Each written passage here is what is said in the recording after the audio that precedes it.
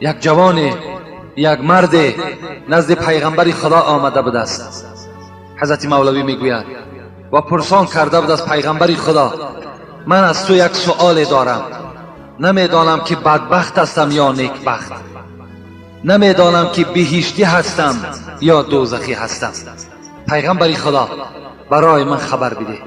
پیغمبر خدا گفتند، این مرد گفتند، این سوال گفتند در یک تجربه گفتند تو می توانی که مقایسه کنی.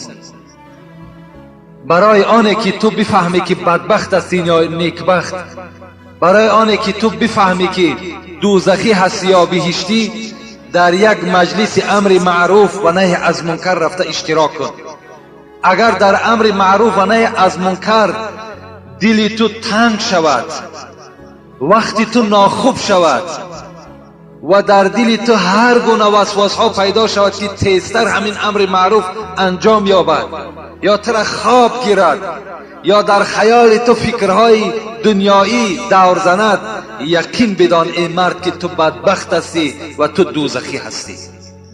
لیکن وقتی که اگر در امر معروف و نهی از منکر دل تو نرم شد، ذوق تو زیادتر شد، باز جمعه دیگر را بی طاقتانه انتظاری کشیدی، یقین بدان که تو جنتی هستی، یقین بدان که تو نیکبخت هستی. این پیغمبر خدا کسانی که میخواهند و نمیخواهند شانه با امر معروف و نهی از منکر حواله کرده. بهترین عمل که موصوف است نهی منکر و امر معروف است. بهترین عملی که در نزد خدا ثواب دارد، اجر دارد، این امر معروف و نهی از منکر است.